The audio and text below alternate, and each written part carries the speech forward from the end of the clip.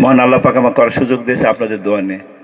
আমি জানি যে একটা মানুষ আমাকে যতবার ভোট নির্বাচন করে ততবার ভোট দেয়নি, তারপর আমার কাছে আসে, আমি বসতে দিই, তার সাথে কথা বলি, চা খাওয়াই। কারণ আমার আল্লাহ পাক আমাকে দায়িত্ব দিয়েছে, আমার দায়িত্ব আমাকে পালন করতে হবে, আমি পালন করে যাব। দেওয়ার মালিক আল্লাহ পাক। আল্লাহ পাক যদি সহায় থাকে, আল্লাহ পাক যদি খুশি থাকে, তাহলে মানুষও খুশি হবে। এই বিশ্বাস নিয়ে আমাদেরকে এগিয়ে যেতে হবে। তা আমি আপনাদের সকলের দোয়া চাই, আমি যেন যে মানুষ, আমি নির্বাচনের পরে আমি পোরশার সবচেয়ে বড় হাট মুর্শিদপুর হাট, ঠিক না? হাটে গিয়েছিলাম নির্বাচন এমপি হওয়ার পরে। আগে যখন হাটে ঘুরতাম গেছি, তখন বলতো বাপু এমপি হওয়ার আগে তো এরকম ঘুরেই, এমপি হলে আর আসবে না। তারপরে আমি হাটে যখন গেছি এমপি হওয়ার পর অবাক হয়ে গেছে। সবাই বলা বলি করছে, দূরে দূরে করলে তো আমি একটু কানের আওয়াজ আসে, বলা বলি করছে বাপরে এই লোক বলেছিলাম যে এমপি হলে আর আসবে না কোনোদিন। তারপরও হাটে আসলো, দোকানে দোকানে সালাম দিল, কথা বললো, বুক মিলালো। এটাই কিসের ক্ষমতা? ক্ষমতা কয়দিন থাকে?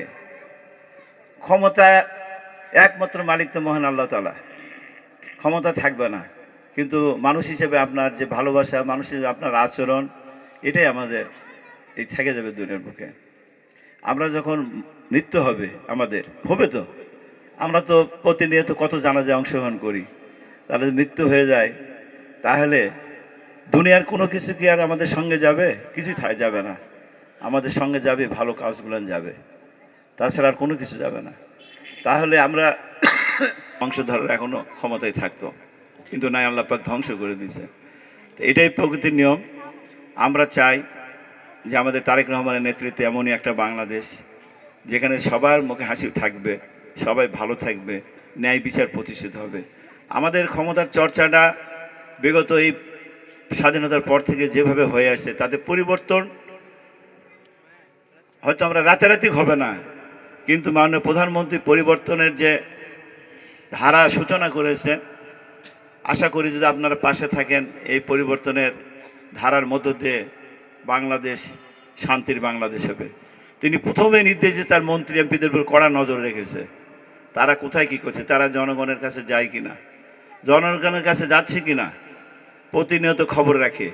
ডিজিএফের মাধ্যমে, এনএসআইয়ের মাধ্যমে, থানা পুলিশের ডিএসপির মাধ্যমে খবর রাখে যে এমপি হওয়ার পর এলাকায় কয়দিন গেছে, মানুষের সাথে আগে কীরকম আচরণ করেছিল, এখন কেমন আচরণ করে, সব কিছু নজরদারির মধ্যে রেখেছে। আমি বিশ্বাস করি নজরদারির প্রয়োজন। আমি তো একটা মানুষ, আমার ভিতরে সে মানবতা তো আছে। আপনারা জনগণ হলেন আমাদের অভিভাবক, রাজনীতির অভিভাবক। বাবা মা হলো, পিতা মাতা হলো একটা অভিভাবক, আর রাজনীতির অভিভাবক হলো আপনারা সম্মান দিচ্ছেন।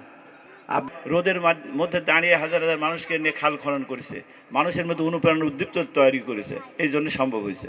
তো আমরা আপনাদের অভিভাবক, আমরা যদি দাঁড়িয়ে থাকি রোদের মধ্যে, আপনাদেরও সেটা দেখাতে হবে যে বাংলাদেশের জনগণের প্রতিনিধি, তাদের শ্রদ্ধা করে সম্মান করে তার পিছনে আছে।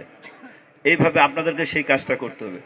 আমি আজকে আপনাদের এখানে আসার পরে আমার যেসব শাহ আলম ভাই, পল্লল ভাই তার এলাকার উন্নয়নের কথা বলছে, উন্নয়নের কথা বলার আগে আমি একটা কথা বলি, উন্নয়ন নিয়ে আপনাদের ভাবনা নাই, উন্নয়নের চিন্তা হলো তারেক রহমানের। আমরা আগে ঢোল ঢাল পিটানো হতো, আমরা কাজ করি, ভালোবাসা দেখিলে আমি তোমাকে ভালোবাসি, আমি তোমাকে খুব শ্রদ্ধা করি, মুখে প্রকাশ করার সবসময় ভাষা হলে ভালোবাসা হয় না।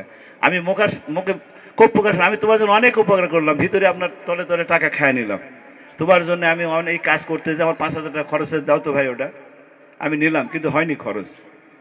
আমরা বিশ্বাস করি কাজে, নীরবে কাজ হয়ে যাচ্ছে।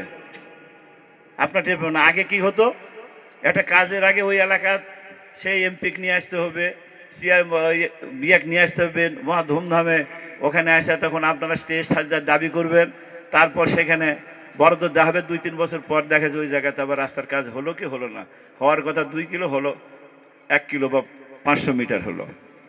কিন্তু তারেক রহমানের নেতৃত্বে যে সরকার হচ্ছে, আপনার ইতিমধ্যে সারা বাংলাদেশে কাজ শুরু হয়ে গেছে, ব্যাপক ভিত্তিক কাজ শুরু হয়েছে। আমরাই ঠিক পাচ্ছি না কোনটা কিভাবে দেওয়া হবে, কখন কোনটা দেওয়া হবে। আমরা যে সংসদ দৌড়দৌড়ি করতে আপনারা আসতে পারছি না, এলাকার সমস্যাগুলো চিহ্নিত করতে পারছি না, ঠিক মতো আমরা দিতে পারছি না, আমরা দেওয়া শুরু করে দিচ্ছি।